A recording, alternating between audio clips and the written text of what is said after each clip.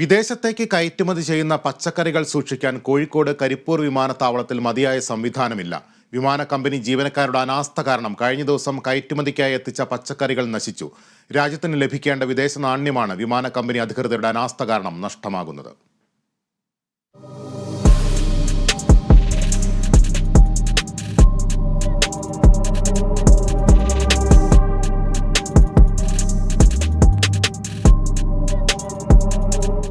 കേരളത്തിലെ അന്താരാഷ്ട്ര വിമാനത്താവളങ്ങളിൽ കൊച്ചി കഴിഞ്ഞാൽ ഏറ്റവും അടുത്ത കാർഗോ കേന്ദ്രം കോഴിക്കോട് കരിപ്പൂർ വിമാനത്താവളമാണ്.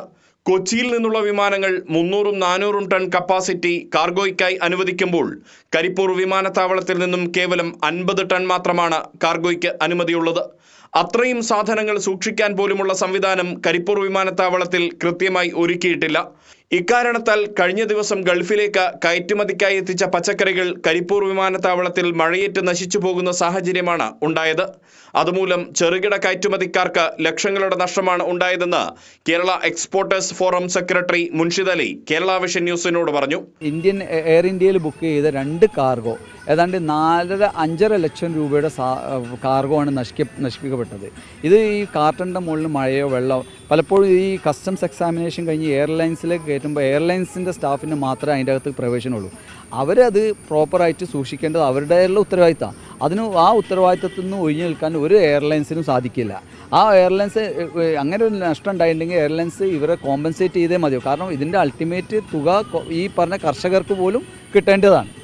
ഇതാണ് സംഭവിക്കുന്നത്. പക്ഷേ പലപ്പോഴും സംഭവിച്ചതെന്ന് വെച്ചാൽ ഇതിൽ നിന്നും അവർ കൈയെഴുകും.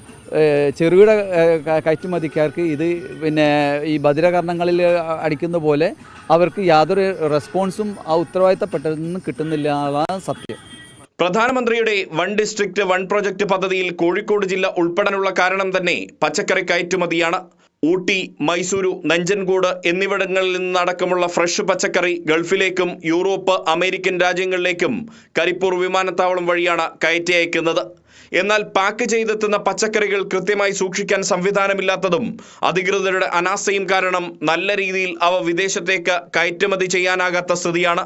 പച്ചക്കറികൾ നശിക്കുന്നതോടെ വിദേശ മാർക്കറ്റിൽ രാജ്യത്തിന്റെ പേരിനെ കൂടിയാണ് ബാധിക്കുന്നത്. യാത്രക്കാരുടെ എണ്ണം കൂടുമ്പോൾ കാർഗോയ്ക്ക് മതിയായ ഇടം അനുവദിക്കാത്തതും തുക കൂട്ടി വാങ്ങുന്നതും ചെറുകിട കയറ്റുമതിക്കാർക്ക് വലിയ നഷ്ടമാണ് ഉണ്ടാക്കുന്നത്. സാധാരണ കൃഷിക്കാർക്കും കൃത്യമായ ലാഭം ലഭിക്കാതിരിക്കാനും ഈ സാഹചര്യം വഴിയൊരുക്കുകയാണ്. വിമാന കമ്പനി അധികൃതരുടെ കൃത്യവിലോപം പരിഹരിക്കാൻ വ്യോമയാന മന്ത്രാലയം ഇടപെടണമെന്നാണ് ചെറുകിട കയറ്റുമതിക്കാർ ആവശ്യപ്പെടുന്നത്. Riyas KMR, Kerala vision news, Kozhikode.